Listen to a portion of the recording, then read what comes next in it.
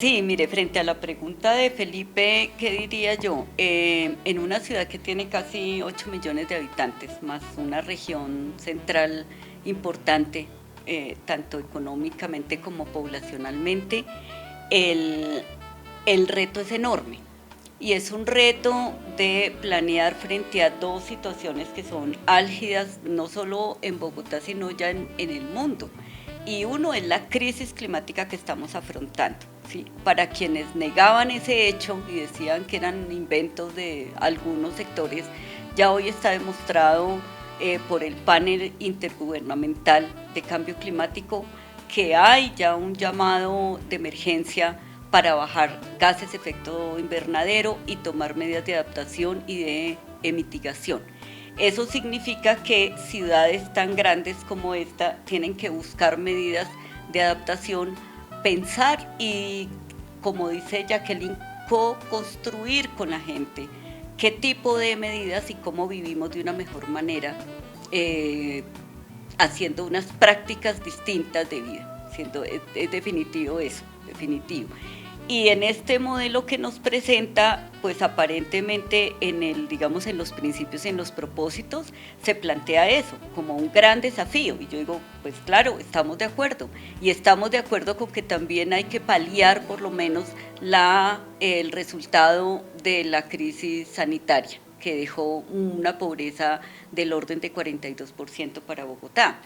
Entonces, cuando uno ve a propósito de la pregunta de qué bondades tiene unas novedades interesantes frente al cuidado, también frente a los propósitos y desafíos. Eso esperaríamos todos y todas, que a final del 2035 tuviéramos una ciudad con un hábitat mejor, con una calidad del aire, con una equidad y disminución de la pobreza, porque eso debe ser el propósito de las políticas públicas.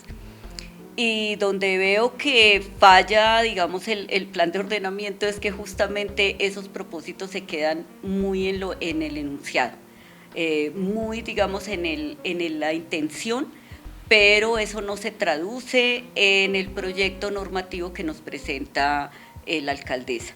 Lo que nos llegó en términos ya de volumen de articulado, que son del orden de 692 artículos, que pues ya de por sí bastante voluminoso y de poca capacidad de discernir por parte de la ciudadanía, sí encontramos elementos que son demasiado impactantes para la ciudad y que contradicen precisamente esa atención a la crisis climática y sobre todo que no mitiga ni mucho menos el tema del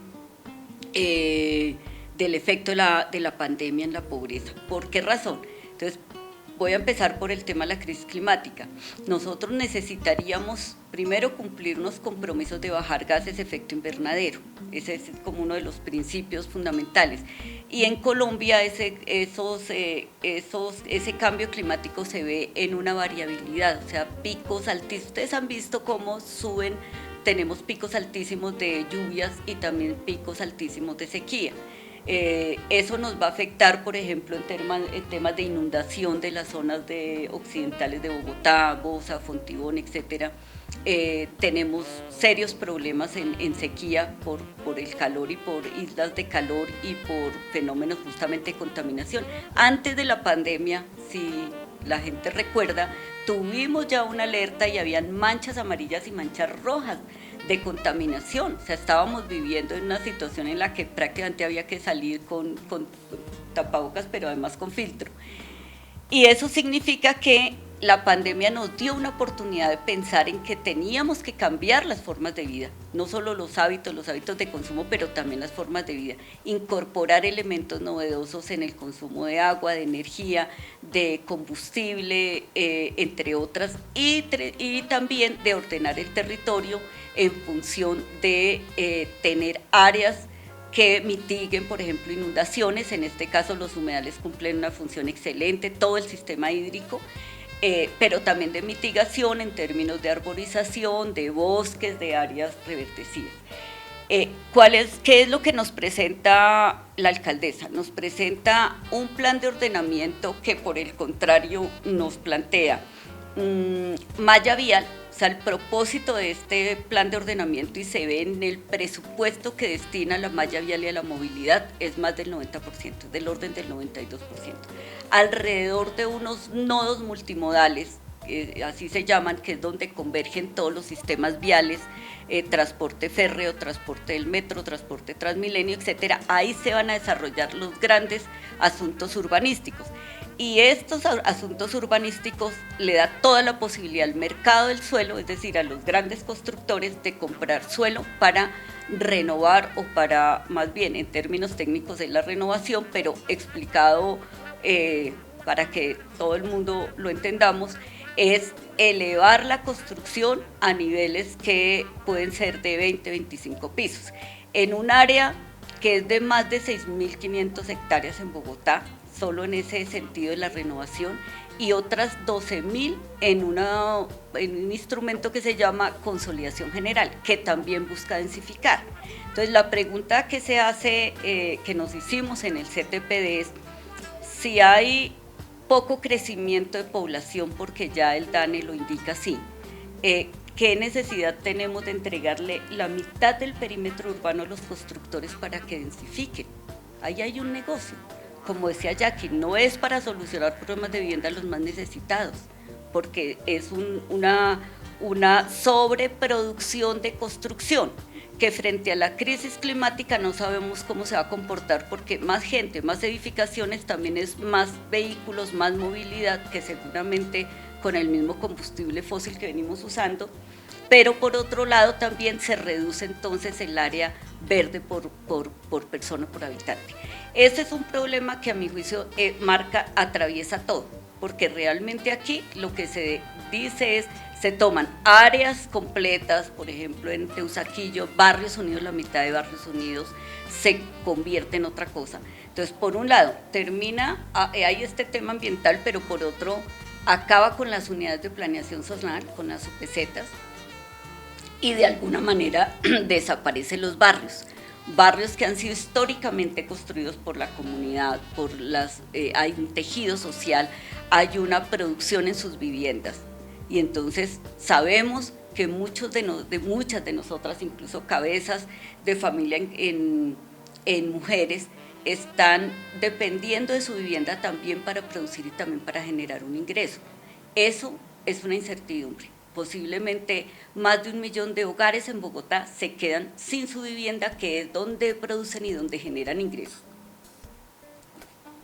Pero al lado de esto, en simultáneo, un problema mucho mayor, y es que la demanda de 772.000 viviendas de interés social no se van a hacer. El 75% de esa población, es decir, más de 500.000 de hogares, quedan sin vivienda de interés social y prioritario. ¿A dónde va esa población?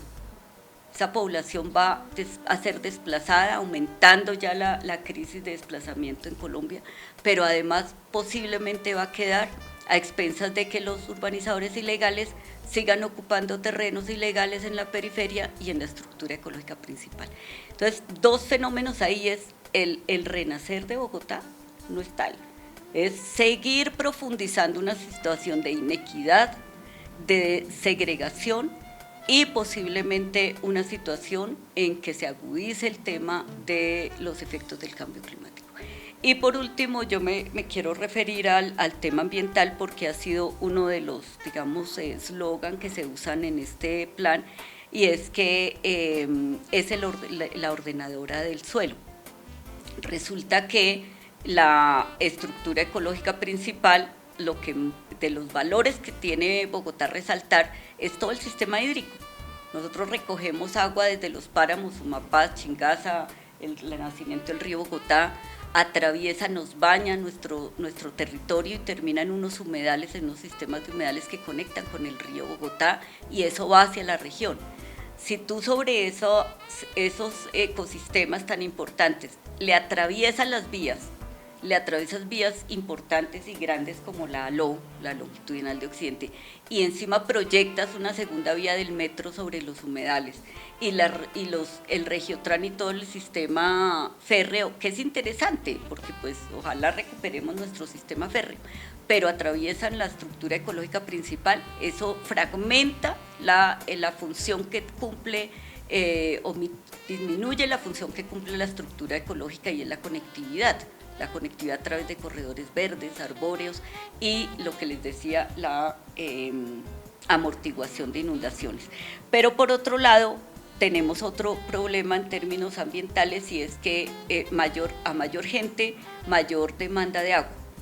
Y esa agua en el proyecto no nos están diciendo de dónde viene, y por supuesto pues viene de los páramos, porque es de donde tomamos agua.